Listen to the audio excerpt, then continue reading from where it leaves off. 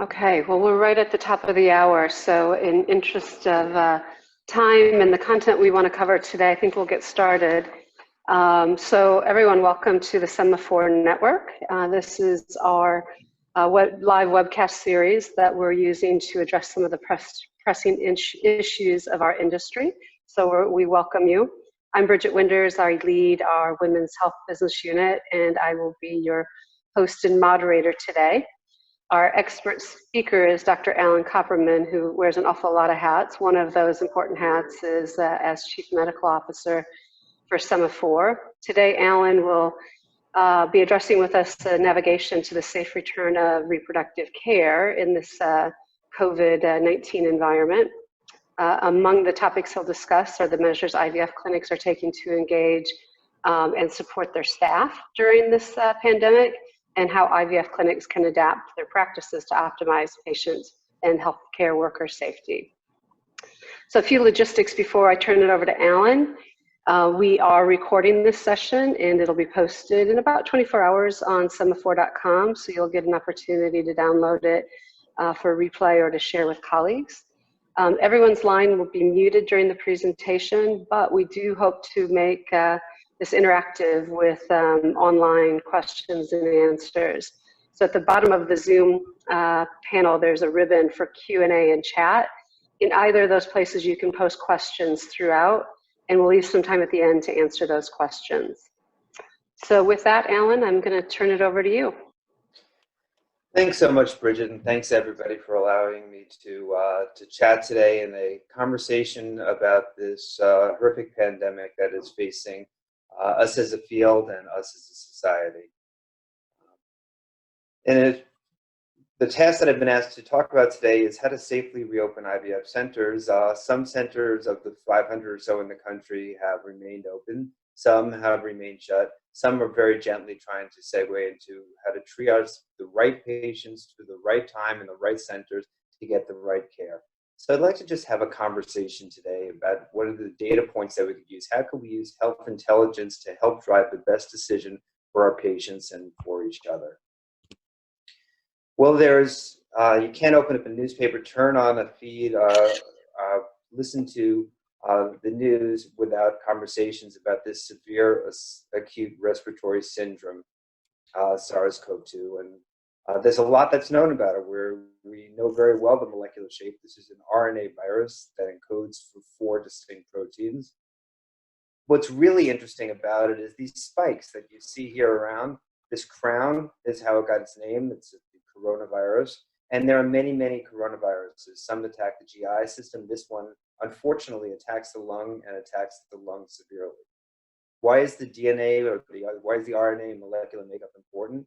Well, it has to do with how we're going to be diagnosing the disease, how we're going to be, as humans, fighting off the disease, and how we're going to be creating therapeutics and vaccinations. So what we know is that it's very similar to the other 2 pathogenic coronaviruses that has hit our world in the last 2 decades or so, SARS and MERS. There's a spike protein, which is going to be how this virus attacks each individual cells, especially in the lung. There's the nucleocapsid protein, the envelope protein, and the membrane glycoprotein. The spike protein is at how it is the virus attaches to the receptors inside of the lung. And what's really important is that it's highly antigenic. So that's going to be how we fight off the disease, by making targeted antibodies. And it's probably going to be how a vaccine is going to be made. And the more we learn about the molecular makeup of this virus, the better we're going to be at developing preventative measures and therapeutics. And the other really important protein is the nucleocapsid protein. It's the most abundant protein in the coronavirus. And this is how the RNA gets transcribed and how this virus replicates. And because it's a well-conserved protein, this is also going to be a prime target for both antibodies for us to make, antibodies for us to do testing, and vaccines. So what do we know about COVID and pregnancy? Well, it's a respiratory infection caused by COVID-2.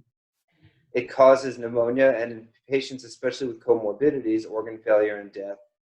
And it's highly contagious. There are shedders long before the person expresses symptoms, and there are many people that shed the virus and do not have any symptoms at all, which makes it particularly dangerous. Pregnant women, the only preventative measure is to stay away from other people, and social distancing or physical distancing has become the norm. What do we know about COVID and reproductive medicine? Even less. We know that it does not appear to have an effect on the eggs or the sperm or egg or sperm production. We know that SARS and MERS, who are so closely related, don't have effects on fertility. And we know that there's no evidence that the virus, so far, there have been fragments that have been found, little RNA fragments, but no reproductive transmission has occurred with the eggs, the embryos, or the sperm. So as we're celebrating National Infertility Awareness Week, we'd like to have a conversation today about how we can help our infertile patients, our couples with reproductive needs, our patients who are struggling, get them into the right treatment and help them safely achieve their goals. Well, ASRM is where we turn to for guidance. ASRM came out really strongly on March 30th, so just 3 weeks ago, and they said stop cycles, stop starting cycles, start stopping cycles, consider cancellation of cycles, and it was met with a bit of a backlash because it wasn't a geographically specific recommendation, and there were a lot of patients who really were well in the middle of treatment. So since then, there's been a revised opinion and an acknowledgement that infertility is a disease, that infertility care is not elective like elective surgeries that are being performed that could be put off. In fact, some of the governors around the United States, including Governor Cuomo in New York, are calling fertility service essential and certainly not elective. And we have a reconciliation problem with ACOG telling patients that they can get pregnant, and ASRM telling, no, if you're infertile, you can't get pregnant because we're not allowing treatment. So there's been a clash in our field that we're trying to reconcile with thoughtfulness, local rules, appropriate triaging of the right patients, and how to figure out how to establish social distancing in our offices, protect our staff, protect our patients, and not drain resources. There's been a lot of conversation about who should be prioritized. Somebody with oncofertility may not be a great candidate because they have cancer and may be immune vulnerable and should not be in an office. Or if they're about to go through chemotherapy, may be the right person because they may never have another chance at having a biological child. Somebody with diminished ovarian reserve may be a good candidate because their decline in ovarian reserve will prevent them, if they wait 3 months or 6 months, or if there's a secondary wave of a virus, from ever accessing treatment. Or somebody in this time of economic hardship where people are losing jobs may lose insurance coverage and may again not be able to access treatment. So how do we balance the rights of the individual, the thoughtfulness of society, of reproductive endocrinologists, the guidance of our society? And that's the struggle we're facing. There are conversations we never thought we'd be having in this field. We know that patient autonomy is where we celebrate our recognition of, and yet we also don't want to do harm. We don't want to put ourselves, we don't want to put our coworkers, we don't want to put our staff at risk. We certainly know that we've got to forever lose the word elective from fertility. There's nothing elective of infertility treatment. There's nothing elective about egg freezing. These are essential biological treatments for diseases and for the prevention of the diseases. And it's the perfect time to just change the language that we're using. I'm not sure about urgent and non-urgent either as the right descriptors. Urgency is not a binary term when we're talking about fertility, because to somebody who's going through infertility, it of course is urgent, and this is a continuum. So I don't know whether opening up treatment in 1 month or 3 months or 6 months is the right decision for individual patients and individual centers. The conversation is not a yes or a no, but it is a when and how. And I think that what ASRM is realizing is that there needs to be local guidelines as well as universal guidelines. In fact, what we need is guidance, how to safely reopen. We're spending a lot of time looking at graphs these days. Today we hit 2.5 million infected worldwide. I think we all know that the number is higher because testing has been limited around the world. More than 10,000 people have died in New York. But I'd also like to tell the story of successes. We've now at Mount Sinai in New York had over 3,000 people that have been diagnosed, gotten sick, been hospitalized, and been treated and gone home to their families. I think we have seen the other side of the curve. We have flattened the curve with our distancing, and we're on the horizon towards better outcomes, fewer infected people, and if we keep doing what we're doing, I think to a safe return to a somewhat normal environment. So how do we take a look at the data and make decisions? I think all of us have spent tons of time looking back logarithmically We spend an exponential amount of time looking at data these days. We have to change the calculus of how we talk to the patient in front of us. So we're a health intelligence company here at Sema4. So how do we navigate from the time a couple walks in the door? It used to be complicated. Did they do clomiphene citrate? Did they do letrozole? Did they do in vitro? Did they go to donor egg? But now we have to say, is it now? Is it later on? A lot of what we've done is develop decision support tools. So for a couple going in, how do you achieve a healthy singleton baby in the shortest period of time without risking twins, without risking triplets, without risking miscarriages?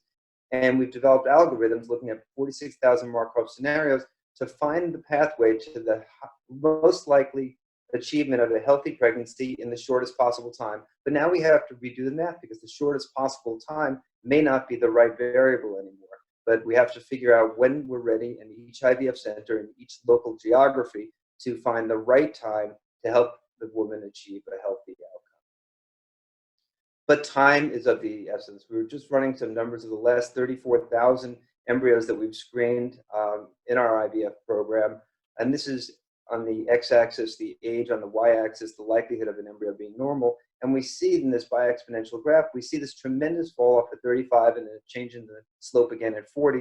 We're watching time go by, nearly a 16% decrease in the likelihood of any embryo being abnormal per year as we hit the sharp point of the curve in a woman's 40s. So telling somebody to wait 3 or 6 months is not going to improve the outcome for anybody, and it's going to significantly worsen the outcome for many. And I'm not saying everybody needs to or should return right to treatment. I think that we have to engage patients and we have to take actions. Health and wellness is essential. There is so much anxiety that comes with infertility, with the diagnosis and with going through the journey, and that anxiety comes from a loss of control. We've got to give patients back control with helping them eat the right things, helping them exercise, helping them the sense of well-being, getting the right emotional support. Ovulation tracking, good old-fashioned timed intercourse, telemedicine consults. We're all hopefully getting a little bit better at it. I mean, we probably all started 3 weeks ago the same way. Where is the camera? Looking up, looking down, not necessarily knowing when to push the off button at the end of the consult, not being rude. And now we're engaging patients in different ways and having real conversations. I think that we've got to get better at reaching patients where they're at. We're not going to have anytime soon a classroom full of 30 people for injection teaching. I think all education is going to be online, and even home AMH testing may be a thing, and we could have a separate whole fireside chat about exactly what we can tell from home ovarian reserve testing. But I do think reaching patients where they're at makes sense. And the men are not immune either. We have to focus on obesity and wellness and cigarette smoking. There are sperm testing options at home too, where either through a centrifuge or through an app that's attached to a simple iPhone device, you can actually assess whether there's a normal amount of sperm. Making changes, having guys drop off specimens rather than collect in-house, and telemedicine is essential for men as well too. And finally, carrier screening. There's a 2 to 3 week turnaround for the standard 284 disease genetic test. And so if a patient can't leave their house and can't come into the office, then having an overnight saliva sample kit sent to them, getting it back, getting real-time analysis, text messages back as far as where the throughput is in the process, and then an answer whether they're a carrier couple, and if they are, beginning to make the genetic probe, putting them 3 to 4 weeks ahead on their treatment journey than they would have been had they just waited. So we can engage patients where they're at. We don't have to waste months while we're going through this stay-at-home situation. But we have so much we still need to learn about COVID-19. We know the infectivity rate is really high and that asymptomatic super spreaders can contaminate many people. We don't know why some people are asymptomatic. We do know that comorbidities like obesity and prior pulmonary disease make some people a lot worse. We're learning a lot about antibody testing, which we have to talk about in this session. And if you carry antibodies, does that mean that you are immune to reinfection? And if you are immune, how long can that immunity last? And if you take a look at the disease modeling, how can we know when it's safe to return to work, to play, and of course to basic fertility treatment? Well, disease modeling gives us a whole insight into how how a virus can work. There are different haplotypes of this virus, different mutations that can let us know who's infected whom, from where these strains came, and where in the community, whether this is family, whether this is workspaces. So it's important to not only get the basic yes/no answer, is a person infected, but as a society and as reproductive endocrinologists and now somewhat geneticists, we've got to figure out which strain of a disease is infecting whom and how it's being communicated. And that's how we're going to start to have an impact. So how do we navigate a safe return to reproductive care? And as we're reopening IVF centers, I can tell you what we're doing, screening questions for everyone on our staff. We have to keep each other safe. We have to keep our staff safe. This is not a win at all costs. This is a safe return to care. Have you been sick? Do you have symptoms? Do you have anosmia, dyschezia, any upper respiratory, any GI? We take a temperature of every employee before they walk in. Everybody gets their goggles for procedures. Everybody has masks. We've set up new physical distancing parameters. Our workspaces, our waiting rooms look nothing like the mosh pits that they looked like a month ago, with patients and staff next to each other. Anything that could be disposable, anything that you can use gloves for, pens, staplers, doorknobs. I think it's essential to disinfect every work surfaces. Hand washing for 20 seconds, Purell extensively, and changing embryology work teams to A and B pods so that we don't have communicability. So if one team has somebody who's sick, they can stay home for the 8 to 14 days and have the other team work, so that we don't have patients in the middle of their cycles that have that don't have the right high-level embryology care to take care of their gametes, and changing the workspaces and meeting the mental health needs of our employees.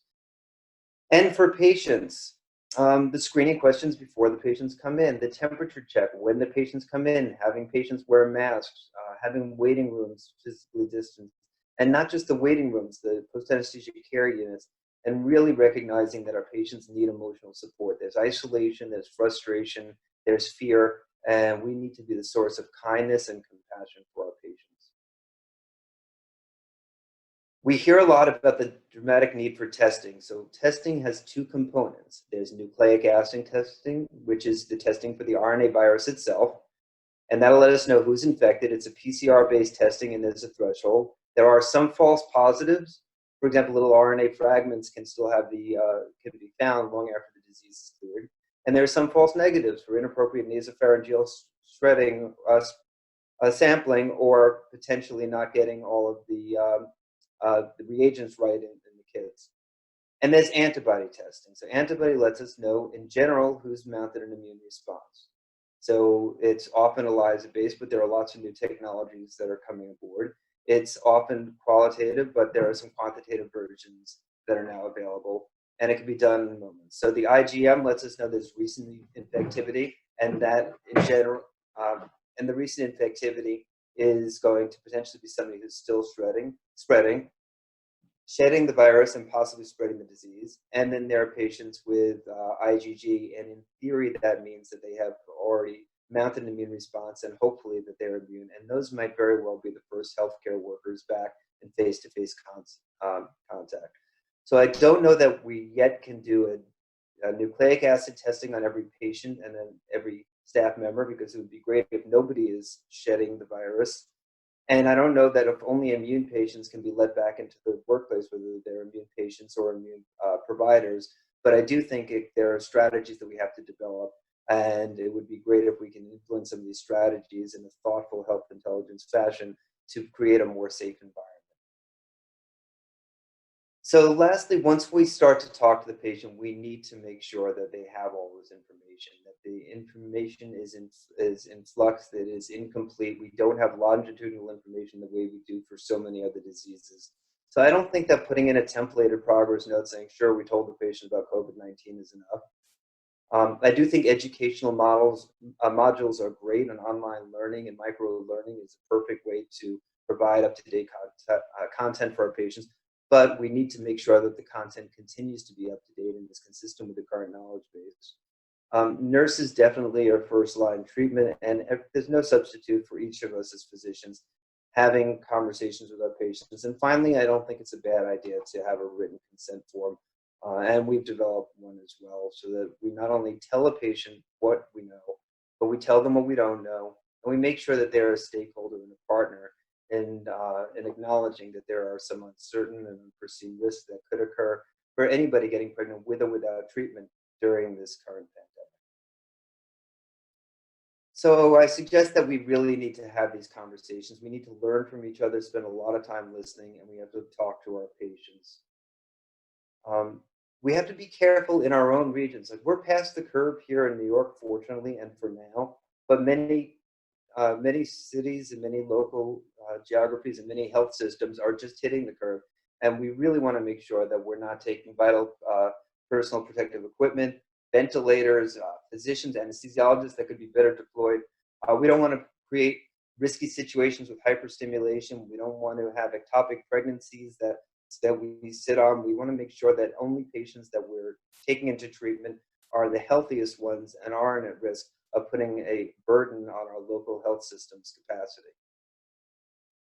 Social distancing, I know we're trying to not get into elevators with each other, and we're trying to be careful in waiting rooms too, but we also have to think about the math of social distancing. This is one of my favorite signs that I recently saw. It says 6 feet apart, and those that are trigonometry fans too. If these people are 6 feet apart, then with the simple Pythagorean theorem, that means that these people are 4 feet apart. So we have to really think about the math, the science, the thoughtfulness. And 6 feet, by the way, doesn't mean that you can't get a droplet spread from 7 feet. It's just a guideline so the further away we can be from other people during this high infectivity period, the better off we are. So we know that our genome knows more about our health than we do, and this particular RNA virus is a tricky one, and its genome is causing a worldwide complication death rate that we have not seen in our lifetime. We have to get used to this being the new normal. Telehealth, hopefully COVID testing, hopefully a vaccine, hopefully antivirals, hopefully teamwork, and hopefully no second wave soon. But the actions that we put in place right now will help us prepare for any further waves of this or other diseases in the future. The future of infertility treatment depends on us now. We need to use data to drive our decisions, not fear, but thoughtful, local, data-driven decision-making. So I wish you all safety, health, wellness. Let's do our part to take care of our patients while still flattening the curve. Together we can really make a difference, get our patients safely back to treatment. And I'd be happy to take some questions, but thank you for allowing me to share some of the thoughts about how we could potentially get back to fertility treatment soon. Thanks, Alan. That was awesome. So just a reminder to our audience, on the ribbon at the bottom of Zoom, there's a Q&A dialogue box. So please log in and give us your questions there. But I do have a couple already, Alan, if you're ready. So you talked about local versus universal guidelines, and a couple questions have already come through that I think kind of fall in that category, so I'll give you both at the same time. So the first is kind of big city, little city kind of question around returns. So if you're looking at Manhattan, there's no parking lots, and if the one in, one out rule is in effect, that becomes pretty tricky. So how is that different than, and how do you manage that versus if you're in a smaller city or where you have abundant access to parking?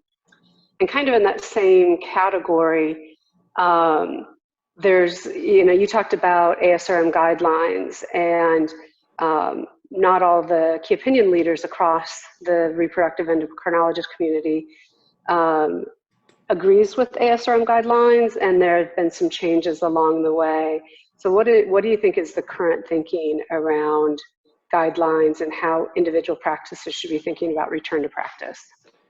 Thanks, Bridget. You ask a lot of really good questions. So first of all, ASRM gave us guidance, not formal guidelines. And then 2 weeks later, they revised their guidance, realizing that it had to be more individualized. So we have local regulations that are set up on a state level by our governors. And in New York, we had essential versus non-essential clarified for us. And since reproductive treatment is viewed as essential, then there was a couple can go out and go to a fertility specialist and legally, of course, and under these current guidelines, get care. ASRM is wonderful and thoughtful in their sharing with us best practices. And as a society, we have to be mindful to not create burdens on the healthcare system.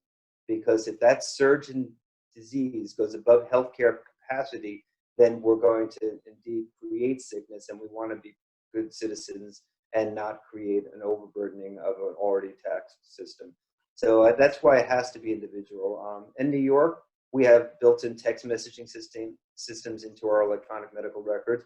We're only letting in a certain patients at a certain time. Patients are waiting outside in the street. There are a certain number of elevators that are designated. So I think everybody's got to be individualized and making sure that they maximize physical distancing and minimize any risk to the patients and to each other. Awesome, thank you, it's helpful. Another question online is, do you think that the use of UVC lamp in the office is a good idea? Will that be helpful? I don't think that there's enough data. I think that we have to change the way we disinfect. I think that everything that we do, every doorknob, every phlebotomy station, every collection room has to be disinfected. I think that in the laboratories, we've got to follow best virucidal practices. For example, OSafe is a product that's used by embryologists to clean hoods, and you have to let it evaporate for 15 minutes after use before you start your next case. So if you're a center that does a case every 10 minutes, you have to change your protocol to ensure that we have safe decontamination of surfaces. But I don't think there's enough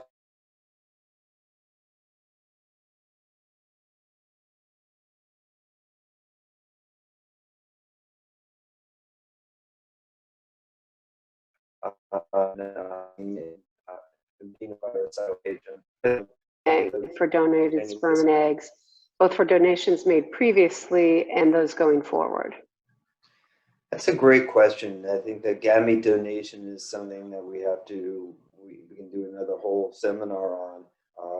Should we have gestational carriers in the time of the pandemic? Is that creating risk? What is the third trimester going to look like? Is our health system going to be ready for that? For egg donors, I could tell you that we're asking a thorough questionnaire. We want to make sure that they have primary contact with somebody for the last 2 days who's been diagnosed with COVID-19. We want to make sure that we understand their travel history, we take their temperatures, and it certainly is possible that we're going to do RNA or nucleic acid testing on the donors at some point soon. But it is comforting to know that there has not been viral transmission from gametes, either on the egg side or on the sperm side. Got it, thank you. There was a question if you'd be willing to share your consent form as a template for other centers to utilize. I'd be happy to. Okay, thank you. And I'd be happy to take it. That's the whole point, is we need to be collaborative. We need to work with each other. So I'd be more than happy to share and to get input on how to make it better. It's not to protect, it's to inform and to acknowledge that we've informed our patients appropriately. Right. And you talked about some of this already, but I think it's a good follow-up question. While research isn't really clear yet on the effect, the prenatal effect of COVID-19, but have you seen any change yet with the limited volume that's happening in the number of prenatal visits or follow-up visits for an affected mother? I think in sitting on some of the disaster calls for our health system, everything that can be telehealth is telehealth right now. We've got to minimize the unnecessary visits, but I also don't want to create risk. I don't want to take the number of visits in a stimulation cycle down. Instead of 6, have it 3, and have somebody hyperstimulate, get sick, end up in the hospital for a paracentesis with fluids, and then have risk of contracting COVID. So we don't want to minimize to the point of creating risks, but I think that there's a lot of what we do that some of our follow-up visits really don't have to be in person. I think we're going to get more efficient as healthcare practitioners and as reproductive endocrinologists. I think we're realizing that having patients sit in our waiting rooms for the amount of time that they have may not be necessary, and the amount of interaction can be digital, and we can set up the right support systems. It's time for us to get better at what we do and more efficient at what we do. Good enough. Here's a question kind of about operational process. So this person was asking about centers. How can centers track those patients who are ready for treatment when some of those centers are using spreadsheets, others are using EMR and other electronic systems that may or may not be sufficient for querying which stages the patients are at. And some, honestly are still using good old-fashioned pen and paper. Any guidance? I mean, I'm a fan of digital medicine. I think that this is that right opportunity when we're a little bit slower to really take stock of how we practice. Using information can let us know up to the minute success rates, blastulation rates, euploidy rates, incubator number 18 versus incubator 22, which one has a higher blastulation rate, which embryologist, which physician is deviating from the 2 standard deviations of normal cycle alarms and bells and whistles and artificial intelligence. It is how we can improve on what we do. And triaging patients on the basis of 15-minute intervals and knowing how many patients are scheduled for a different day or a different week, it's essential to bringing back care safely, I think. So I know that small programs don't have as much of a problem. If there's 2 egg retrievals a day, there are not many patients in the waiting room, but we're using the information to create that physical distance and temporal distance that's going to minimize the risk to each of the other patients and to our staff. Good. And we're at the bottom of the hour, but I do want to ask one more question. There's like 6 or 7 left. But I think there's a good question here around, would you recommend patients go through an embryo transfer at this time or recommend a freeze-all and come back later for a transfer? So which is safer right now? To wait 2 to 3 months for treatment and risk not being able to get pregnant, to undergo an egg retrieval right now, potentially have a complication, end up having to go to a hospital and not only not have adequate PPE and resources and ventilator support and surgical support, but create patient risk, or to do an embryo transfer now and get pregnant in an era of COVID-19 when we don't really have the certainty about what the effects of this virus or early contraction of the virus can do on a pregnancy. We don't have the answers. I think that's the whole point of the conversation. I think it's time to consider reopening IVF clinics, geographically, assuming that we have safe policies in place. I think that egg retrievals in select patients who are healthy is a safe prospect, and if the local health system and local ordinances allow, it's reasonable. And I think embryo transfers, I'm hoping that 9 months from right now, we're in a much better place. So getting pregnant right now, I think is going to be okay soon. I think this is a thoughtful conversation that we have to have, but you're asking the right questions. Yeah, so I'll tell you, so again, I thank everybody for joining today. We're out of time, but a reminder, if we didn't get to your question, we're going to try to respond to those. You can also submit additional questions at events@sema4.com. And a reminder, we'll post a recording of this session. And thank you, Alan, and thanks for everybody that took time out today to participate and ask meaningful questions. Thank you, Bridget. Thanks all. Have a great day.